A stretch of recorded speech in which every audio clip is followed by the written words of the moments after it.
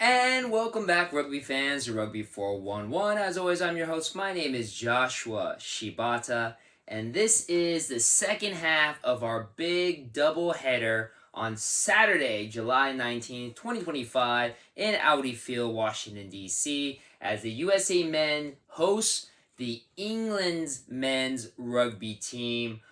This is a huge match. One half of a doubleheader. The other half, the opener, is the USA women's team hosting the Fijianas women's team. This is super exciting. I know from the get go, lots of people already feeling gloom and doom. I think if you really closely look at this match, and that's what we're going to do here, I think it might be a little bit more competitive than people think. But there are a lot of factors leading to that, which again, we'll go into. Of course, too, we're also going to review, unfortunately, USA's loss last week to Spain, falling, just short in that game. That game, was disappointing to say the least. But again, if you watch that game, I feel there's a couple things to feel pretty optimistic about that game with Spain, where they lost 31-20. Now, so first of all, I feel the first two tries were really just USA's. I feel a little bit of USA being caught by surprise because those were two tries that Spain scored right away. One of them was just a very ill-placed kick by, I think it was either Toby Fricker or Mitchie Wilson, but a little bit of an experience, and it just caught them by surprise, and already Spain was up 14-0, ended up 21-0. After that, though, USA kind of got back in the game and really were only down by 1 point till literally the very end when Spain put it away. If you take away the first two tries, completely different game. And very possibly USA maybe would have won that game. When it comes to experience, that's also kind of the issue here. So if you look at the total test caps of both squads and just the top 15, the starting 15, the Spanish team has almost 100 more combined test caps in their starting 15 than the USA team does. I did the math for you. Spain had in their starting 15 315 caps, while the USA team only had 221. Literally almost 100 test caps difference. That's a huge difference in experience. Average, if you look at it, if you divide it up amongst players, the Spanish players had an average of 21 caps a player. USA only 14.7. So again, a lot of inexperience with the USA side. And again, as I mentioned, those first two tries really accounted more for an experience, and Spain just happened to be the team to bounce on that. Now, granted, that kind of was what the Belgium game was. If the Belgium team was a little bit more experienced, they might have made that game a lot more competitive than what it ended up being. And it was competitive at the very beginning, and Belgium kind of lost gas. But I feel you're looking at a squad with the USA right now, and I think it's a little bit of strategy here. And if you kind of look at what USA Women's has right now, and if you watch my video, I talk about this. The USA Women's team has a squad filled with very experienced players. Like, there's rarely any player that has less than 15 caps. USA barely has players that have more than 15 caps, and especially the squad that is just announced for the squad that plays against England. There is a very inexperienced side, and I feel that's what head coach Scott Lawrence is trying to work on right now as we lead to not only the World Cup that we're having next year in Australia in 2027.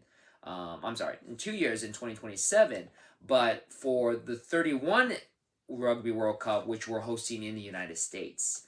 I feel Scott Lawrence purposely is focusing on building a team literally from the ground up of young players that by 6 years from now, they will be ready in 2031 to look like what the women's USA Eagles team looks like right now. And that just means there's going to be a lot of growing pains. And, I'm hoping, and I believe this is what we're all hoping, that this experiment does not backfire, that we don't qualify for the 2027 Olympics, the 2027 Rugby World Cup. Now, obviously, this match has nothing to do with qualification. We obviously have to focus on the Pacific Nations Cup after this, where qualification is on the line. But, again, I feel we have a very capable squad. It's just a very young squad. And especially against a side like England, who's number 5 ranked in the world, it's going to be tough. It definitely is going to be tough. But let's also start talking about this English squad, because there's some factors which actually kind of play into our favor if you look at the squad, and we'll start talking about them in just a second.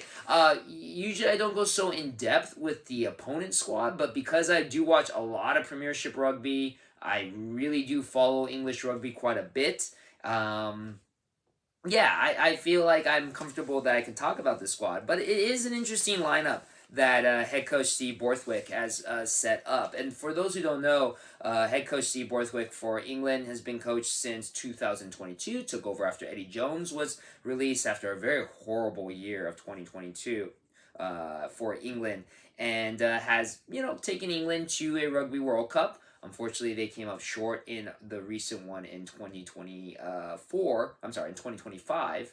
So 2023. Sorry about that. It's late tonight. 2023. So, but honestly, Coach Borthwick is really trying to build a very strong England program.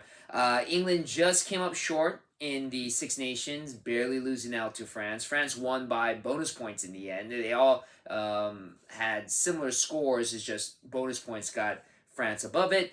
Since then, England has played a two-match game with Argentina. Both of them very exciting games. The first one was more of an England landslide, 35-12, but then the second game was a lot closer, 22-17. The Argentinian squad, definitely a very, very legit squad to play, but England definitely played up to par. Now, it should be noticed though, the England squad is definitely not at 100%, because there is such a thing as the British and Irish Lions Tour that is going on right now. And for those of you who don't know, the British, Irish Lions Tour has been going on since the late 1800s. It is a very prestigious squad built up of the best players of the 4 nations of Britain, Ireland, Scotland, and Wales.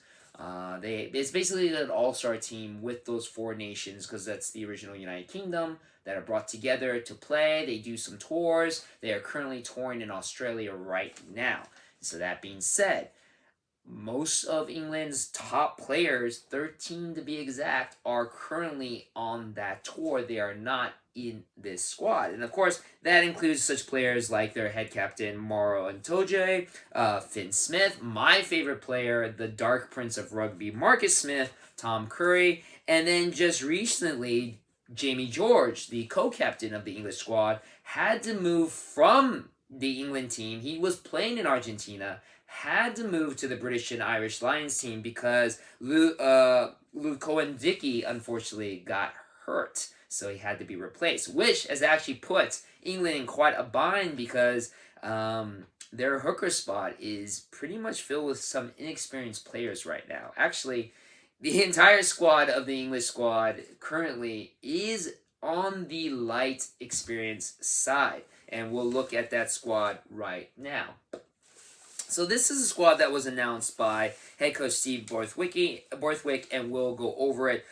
Starting at your props position, Bevan Rod, 9 caps, Sale Sharks. Asher Opaka Forjor, 3 caps from the Sale Sharks. And then Curtis Landon, that hooker position I was talking about, Only three international caps to his name. Saints, he wasn't the starting hooker originally. Of course, that was Jamie George, who's now with the British and Irish Lions. At the flanker positions, you have Alex Coles, 9 caps from the Saints, and then Arthur Clark, who didn't play in the Argentinian games with 19 caps from the Gloucester squad. And then your flanker position, Chandler Cunningham Smith, 17 caps from the Harlequins, and Guy Pepper, who pretty exciting player to watch. He earned his first cap against Argentina. He has 2 caps under his belt from Bath. And then big Alex Dombrandt, 22 caps from the Harlequins at the number 8 position. The interesting one here was the number 9 scrum half was Ben Spencer for Argentinian games. They have Jack Van Porvlivet starting instead, 20 caps from the Leicester Lions. He was one of the few players to score a try against Argentina that's on this squad right now, and I'll get back to that in just a second. And then, of course, at number 10, your fly half, George Ford, who just recently had his 100th cap. He is now sitting at 101. Epic player for England, one of the youngest, I think he might have been the youngest English national player to start for the English squad way back when he debuted. Now he sits at 101 caps for the Sale Sharks.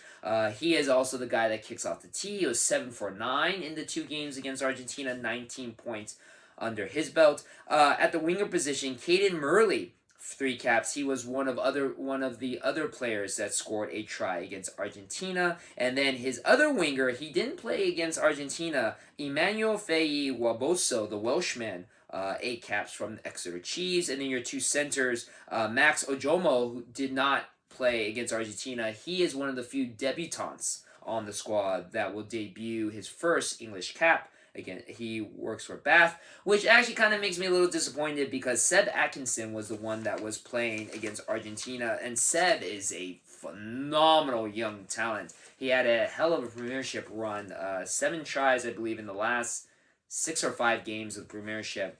Lots of fun to watch, Seb Atkinson. He, unfortunately, for whatever reason, is not playing in this English game. Max Ojomo gets the start instead. And then Luke Northmore, he just got his debut cap against Argentina from the Harlequins.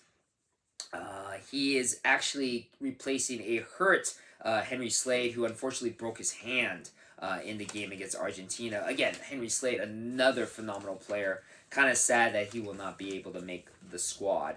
But it's a very, very young 15 squad. I'm going to hold it right here. We talked about the experience for the Spain side that had a total of 315 test caps in their starting 15.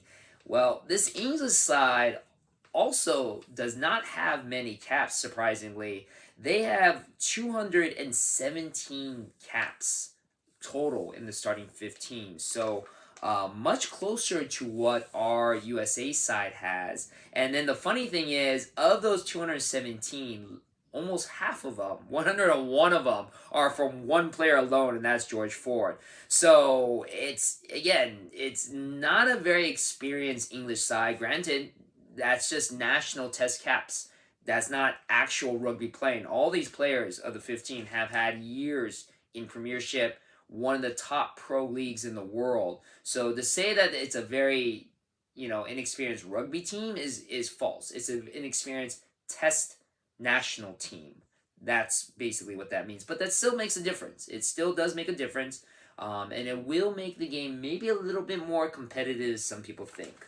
Let's go over the reserves. Now, the reserves is interesting because the reserve, of the 8 reserve players, only 2 of them were on the Argentinian squad. So, interestingly enough, head coach Steve Borthwick kind of wanted to get a lot of new players, some experience in this game, and a couple of debutants as well. Starting with number 16, Gabriel Ogerer, from the Bristol Bears. He was called up because, like I said, the hooker position, unfortunately, with Luke Cohen-Dickey falling down in the British and Irish Lions team, and that means Jamie George had to go over there. Curtis Landon moves up. They had to find some hooker to replace him, and Gabriel Ogerer was the guy that got the call. He has never had a national test cap, but He has experience with the England under-20s team and the England A team, which is kind of the step below the national 15s team. So has experience. This is his first time to get an actual national cap.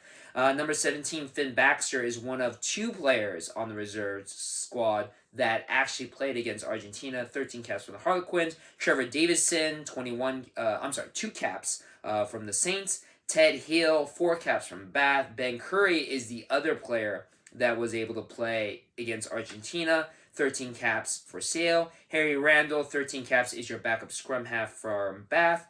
Charlie Atkinson will be making his debut as backup fly half from Gloucester. And then Oscar Beard will also be making his possible debut if he gets onto the pitch from the Harlequins as the backup center.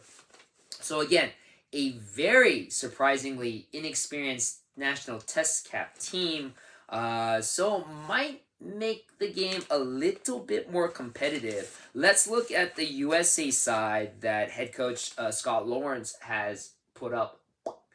Now, this is interesting because this is almost a complete change from what we saw in the matches with Spain and with Belgium. Literally, the people that were on the reserve backup are now starting. The ones that are starter are now backup. Also, surprisingly, we are missing some big names on this squad. Don't know if that's due to injury. There's no AJ McGinty. There's no Nate the Great Osberger. Both players with a load of cap experience. So yeah, it's a very, very inexperienced team. We mentioned before how the squad that went against Spain had very few experience. The Spain squad had 221 test caps. This USA side, the starting 15, have only 110 test caps amongst them, which equals everybody on the English side except for George Ford. So again, makes it a little bit maybe even. We'll see. But let's start. Number 1, Ezekiel Lindenmuth will make his USA Eagles debut from Houston SaberCats. His fellow prop Pono Davis at number 3, Houston SaberCats as well, with 7 caps. Caleb Geiger gets the hooker starting position for the New England Free Jacks, your reigning, defending, now three-time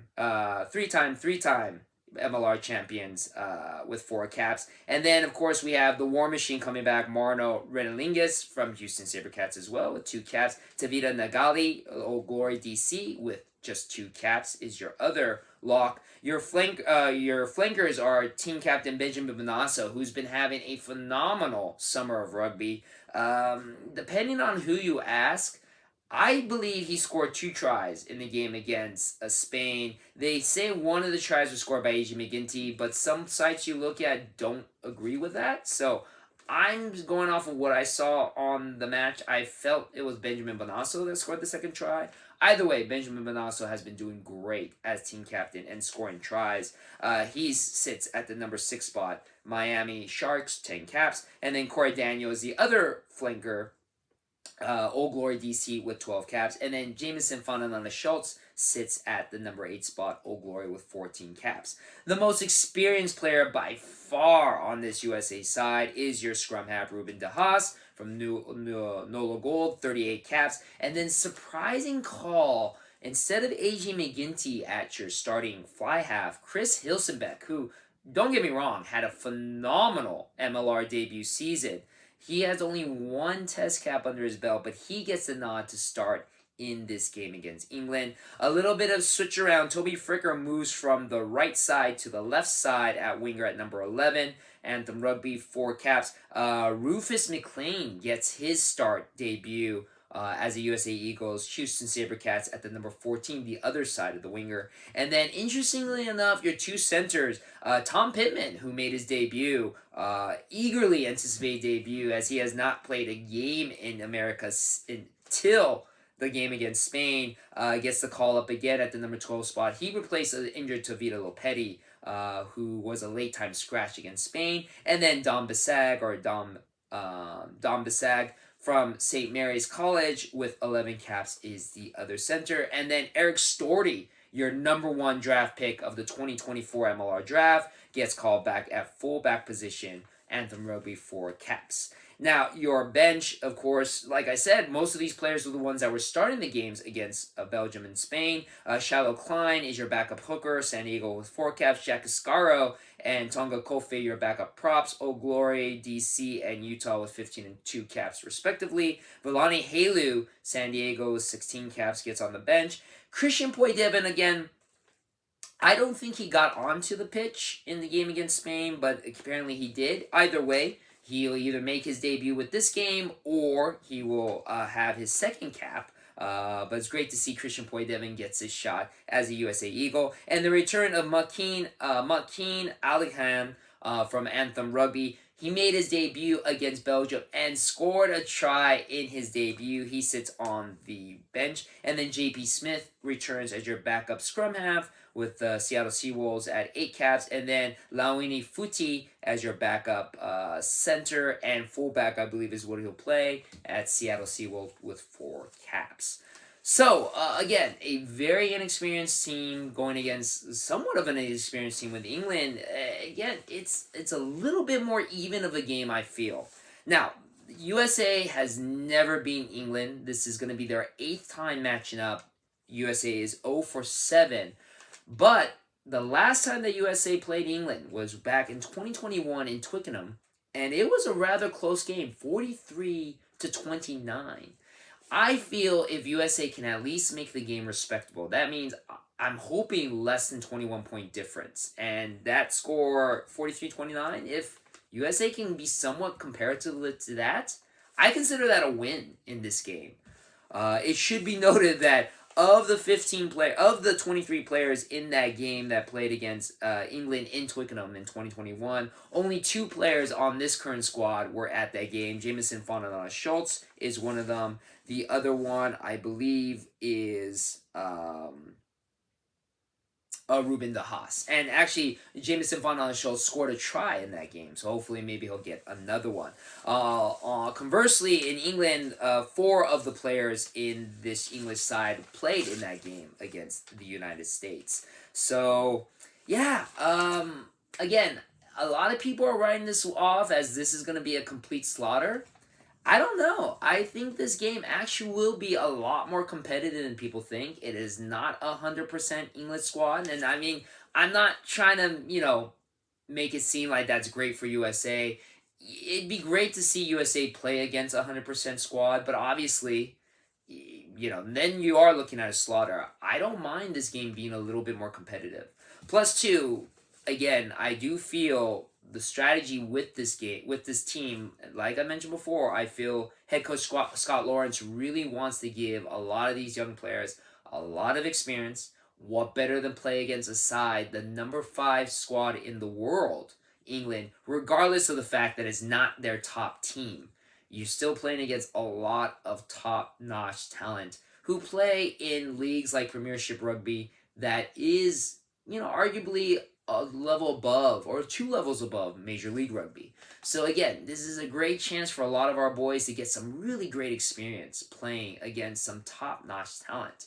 And like I said, if we can get a respectable score, I think that's a win. I think that's great motivation for this USA squad to show that we can, with time, we can be a very, very dominant team. Now, it should also be noted that this game, supposedly, both games at Audi Field, is sold out. So congratulations, USA Rugby, on that. Audi Field holds 20,000 seats. That would easily make it the most attended USA women's game ever in the history of USA Women's Eagle. And it will make it in the top 10 from what I saw with some attendance records. Top 10 for the USA men's. But still, that is great. Great to see USA fans coming out in full support for our USA teams. Again, this match is going to be the last of our 3 setups before the USA now focus on the Pacific Nations Cup tournament, which that is super, super important because Rugby World Cup qualifications is on the line there for the 2027 Rugby World Cup men's in Australia. USA really needs to get it together for that tournament. So, this one, though, is a fun game. I will be live streaming this one. So yes, for those of you who joined me with the Belgium game, I'm sorry I wasn't able to do the Spanish one.